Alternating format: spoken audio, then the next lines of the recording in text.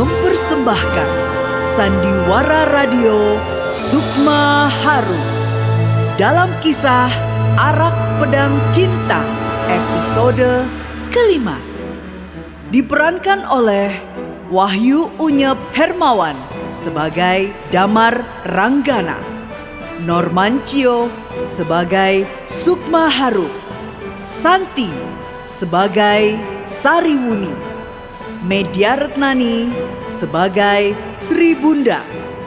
Penata musik Wahyu Unyep Hermawan dan Norman Cio. Teknik montase Wahyu Unyep Hermawan. Cerita oleh Norman Cio. Dan saya Vivi Mambo.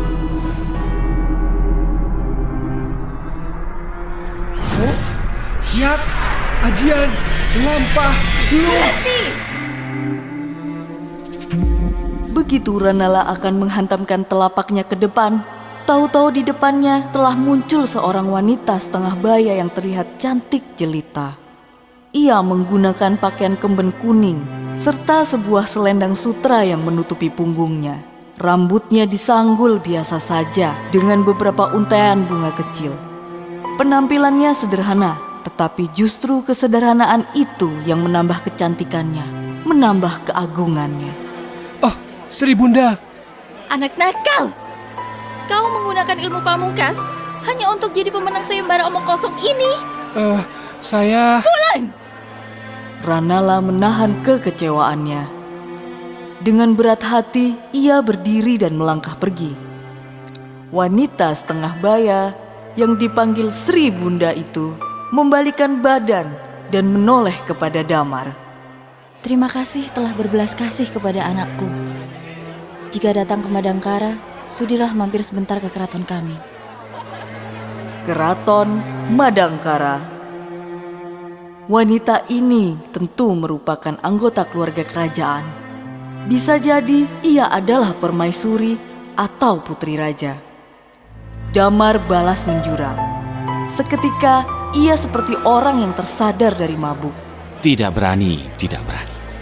Saya sendiri sangat kesulitan menghadapi ilmu saudara Ranala yang sangat dahsyat. Dalam 3-5 tahun ke depan, ia tentu akan menjadi pendekar tanpa tanding. Wanita itu tidak menjawab apa-apa. Ia hanya mengangguk kecil dengan gayanya yang angkuh namun anggun.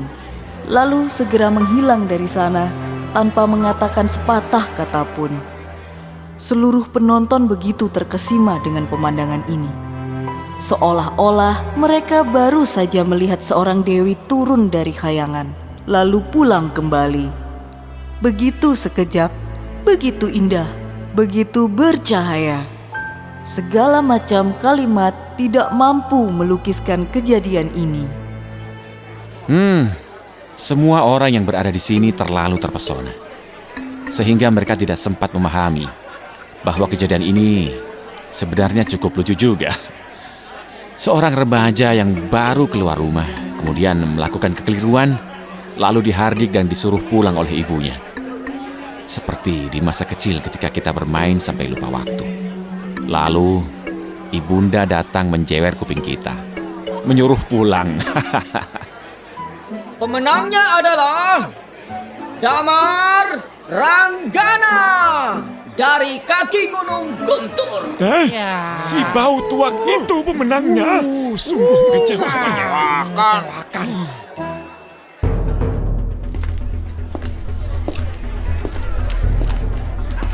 Wah, lihat orang setengah baya yang gagah itu. Dia pasti Tuan Tubagus Runanta yang terkenal itu. Ya benar, itu pasti dia. Bagus sekali. Ya, Saya kagum sekali melihat perawakannya. Iya. Bukan perawakan, perawakan ya. Perawakannya yang gagah itu. Karena pemenang sudah ditemukan, maka kini kami persilahkan Tuan Tubagus Runanta untuk tampil ke depan.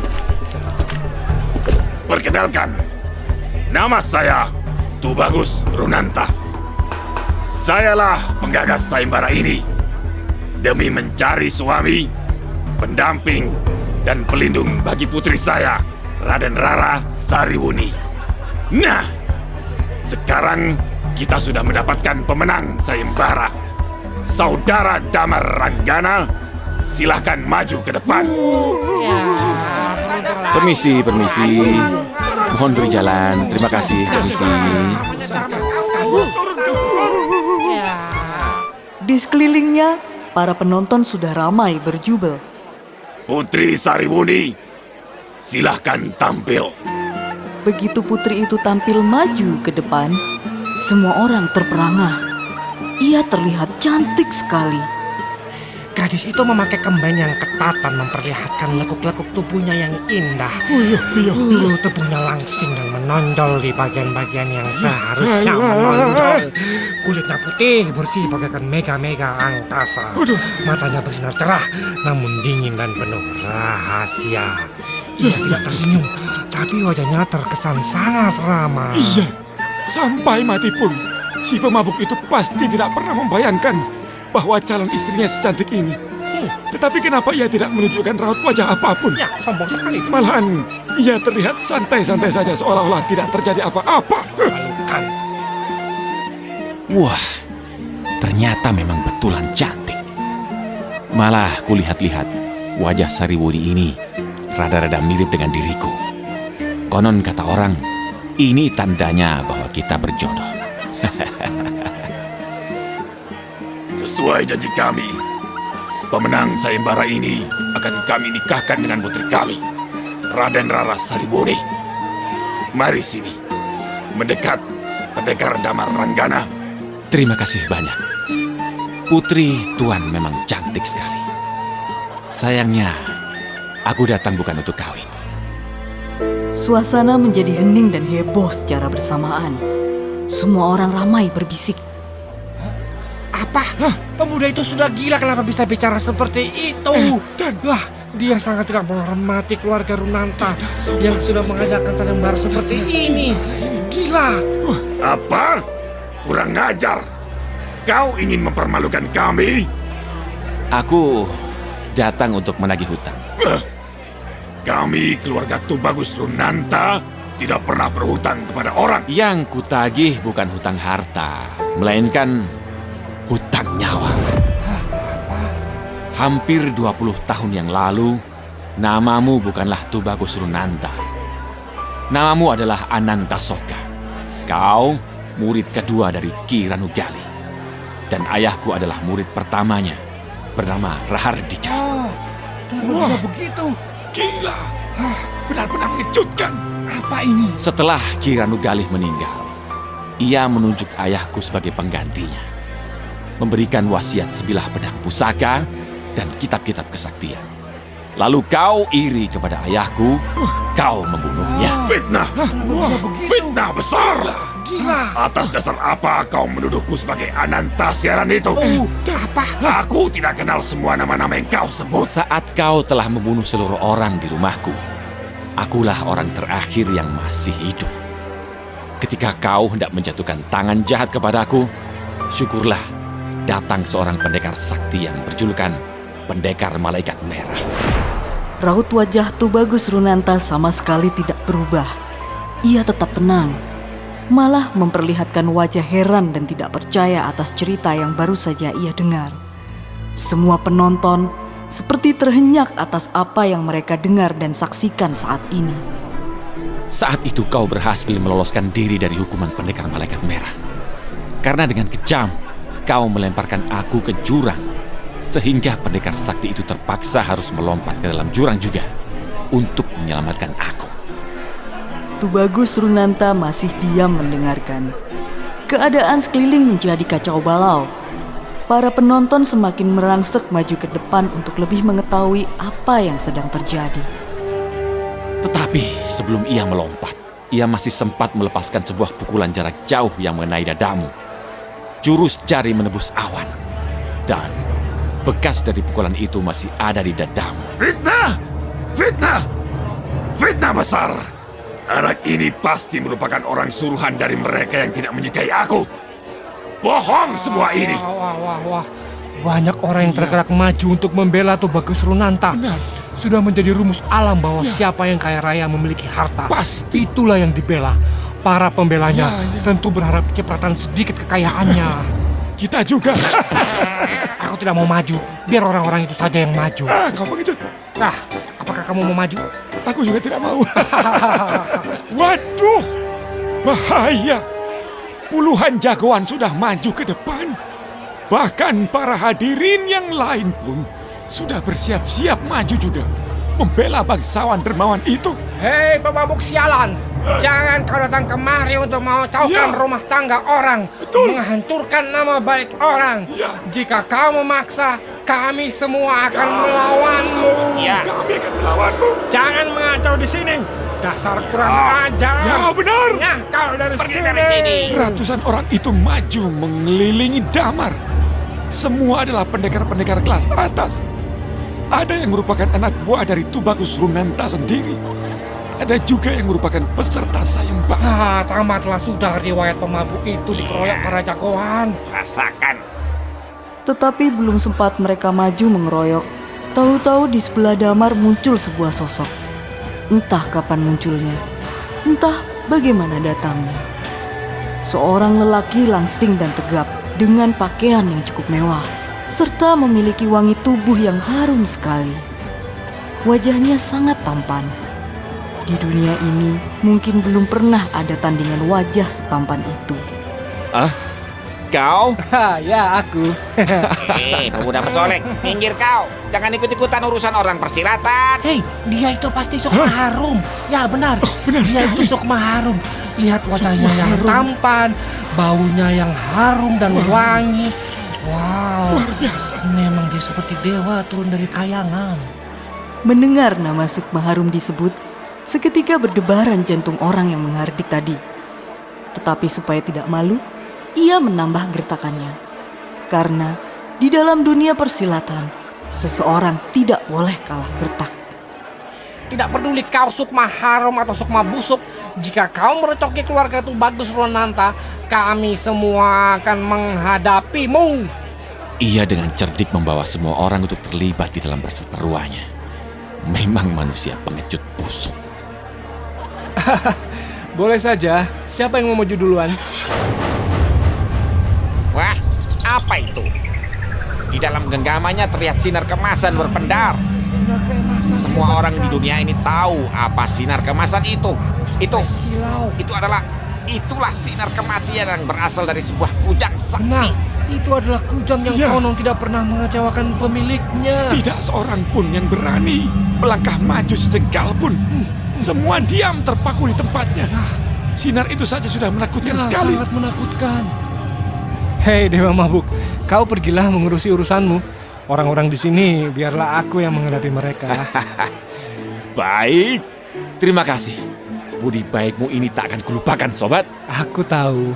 Aku tempe. Elah dalah. Damar si pemabuk itu lalu maju dengan berani ke hadapan Tubagus Runanta yang semenjak tadi masih berdiri tenang. Kau, bukalah bajumu.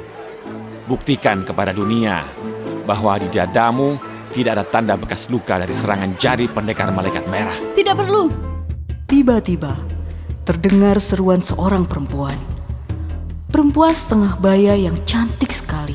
Bajunya terlihat sederhana, tetapi semua orang di sana tahu betapa mahalnya bahan pakaian itu.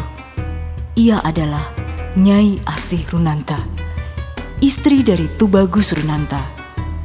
Ia maju ke depan, tangannya menuding suaminya. Kau telah membohongiku selama hampir 20 tahun ini. Asih, dengar. Saat itu, malam jahanam itu, aku merasa mengantuk sekali. Segera aku pergi tidur. Yang kurasa aneh adalah ternyata semua orang di dalam rumah pun mengeluh mengantuk. Kelak, baru kusadari bahwa kemungkinan kami semua saat itu telah dibius. Asih, semua itu tidak benar. Ketika aku terbangun, aku ternyata berada di sebuah bilik kamar yang asing. Di sekujur tubuhku ada luka-luka. Saat itu kau masih bernama Anantasoka bercerita kepadaku bahwa keluargaku baru saja diserang oleh musuh. dan hanya aku saja yang selamat. Walah, ternyata ceritanya begitu. Itu toh. Diam-diam dengarkan. Aku tidak ingat apapun saat itu. Ingatanku kabur. Jadi aku percaya saja kata-katamu. Berduka setelah kehilangan seluruh keluargaku. Suamiku, anakku, pembantu dan pelayan-pelayanku. Semua tewas di malam jahanam itu. Semua orang terdiam mendengar cerita yang menyedihkan itu. Damar terpana setengah mati. Ia tak sanggup bicara. Sukma Harum menyentuh punggung sahabat barunya itu untuk memberikan kekuatan dan semangat. Tenang saja, sobat. Dari tadi aku sudah tenang. Kau berkata bahwa kita harus segera pergi karena musuh sedang mengejar. Musuh dari Kira Nugali yang ingin menghabisi juga murid-muridnya. Maka kita lari bersama, pindah ke kota ini, memulai segalanya dari awal. Dengan nama baru, dengan kehidupan baru, lalu kau dengan sabar membuatku perlahan-lahan jatuh cinta kepadamu. Ternyata semua ini bohong besar. Ibu! Sarihuni berlari memeluk ibunya. Kedua wanita berpelukan dan terduduk di atas panggung yang megah itu. Kasihan sekali. Kasihan sekali mereka. Apakah aku anakmu, Ibu? Kau adalah anakku, darah dagingku. Lalu siapa ayahku? Orang itu, Tubagus Runanta. Memang ayahmu. Benar, ia ayahmu. Lihat, Tubagus Runanta masih berdiri tenang. Ya, tenang sekali dia ya. Ia memejamkan matanya seolah seperti menikmati segala yang terjadi di sekelilingnya. Padahal keadaan sudah seperti ini. Tenang seperti itu. Ya. Baiklah kalau begitu. Semua sudah terjadi. Majulah kau, Damar Ranggana. Mari sini. Balaskan kematian ayahmu. Pedang perak yang sinarnya menyilaukan mata. Demi langit dan bumi, pedang itu pasti sebuah pusaka yang hebat. Ya, itu pasti pedang yang ia rebut dari ayahnya Damar. Ya, pedang ini dulu ku rebut dari tangan ayahmu.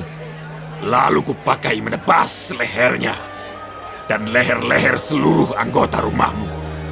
Yang tidak kubunuh hanya ibumu dan kau yang berada di dalam pelukannya. Karena aku telah sungguh jatuh cinta kepadanya. Mengapa ayahmu memiliki segalanya, sedangkan aku tidak? Cinta, iri, dendam, arak. Ya, arak. Di saat genting seperti ini, Damar malah membuka tutup botol arak yang selalu berada di pinggangnya, lalu meminum seluruh isinya. Semua orang yang berada di sana menjadi sedemikian heran. Mengapa di saat seperti ini anak itu masih bisa minum-minum? Arak baginya tidak pernah memabukkan. Arak baginya adalah kebahagiaan. Arak pun adalah kekuatan baginya. Semakin diminum, tenaga dalamnya semakin bertambah. Gerakannya semakin aneh. Jurusnya semakin memuncak. Dan ia pun bergerak.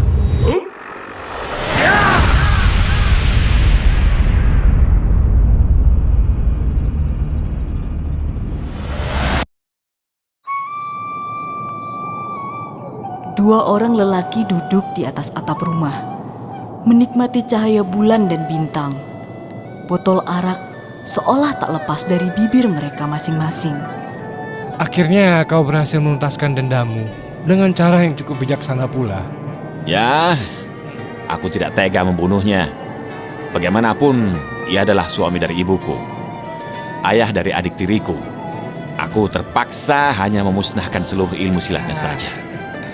Bagaimana rasanya setelah selama ini sebatang kara, tahu-tahu kau punya seorang ibu dan adik yang cantik? Oh, sungguh tak bisa diceritakan. Ya, bisa kubayangkan.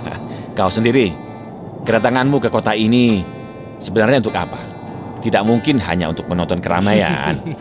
Terlalu nganggur namanya. Ya, dugaanmu tidak meleset.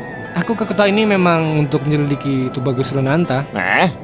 Ya, Dalam petualanganku beberapa bulan ini menyelidiki sebuah persekongkolan jahat, nama Tubagus Runanta ini muncul secara tidak sengaja. Oh, Ya, terlalu panjang untuk menceritakannya. ya. Yang pasti ada kecurigaan bahwa harta yang diperolehnya adalah melalui jalan kejahatan. Ya. Dan semua perbuatan dermawannya itu hanya untuk menutupi bopeng kejahatannya. Oh, begitu ya. Ya, sayembara yang diadakan itu bukanlah untuk mencari jodoh, tapi adalah supaya para pendekar muda yang hebat itu mampu semuanya. Hah? Sampai seperti itu? Apa tujuannya? Tega benar ia menjadikan Saribuni sebagai pancingannya. Akhir-akhir ini di dalam dunia persilatan terjadi persekongkolan rahasia yang melibatkan pendekar sesat, bajak laut, penyelundup, dan pejabat negara. Entah apa tujuannya, aku masih menyelidiki. Dan tentu Tubagus Ronda ini mengambil bagian di dalam persekongkolan ini. Butuh waktu untuk mengungkapannya, tapi kami pasti bisa. Lah. Dan mengenai Sariwuni, tentu Tubagus Runanta tidak tega untuk menjual darah dagingnya sendiri. Begitu ada pendekar pemenang yang terpilih menjadi suaminya, maka segera ia akan membunuh pendekar itu. Mungkin dengan racun. Ya, bisa saja orang tak akan curiga kepadanya dan mengira pendekar pemenang itu mati karena dibunuh lawan yang sangat sakit hati karena sudah dikalahkan.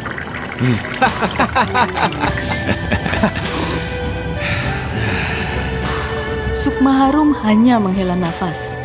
Dalam petualangannya kali ini, ia mendapatkan seorang sahabat baru. Sahabat yang tulus. Ia tahu penilaiannya tidak keliru. Angin malam yang dingin menghembus tulang. Tetapi ada sahabat karib yang menemani. Tentu akan menjadi menyenangkan, menggembirakan. Meskipun persahabatan takkan berakhir sampai ujung dunia, tetap saja waktu manusia ada batasnya.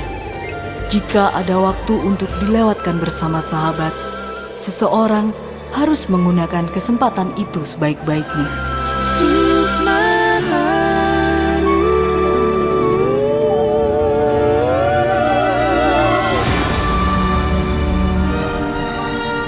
Demikian Sandiwara Radio Sukma Harum kali ini. Sampai jumpa pada kisah Sukma Harum berikutnya.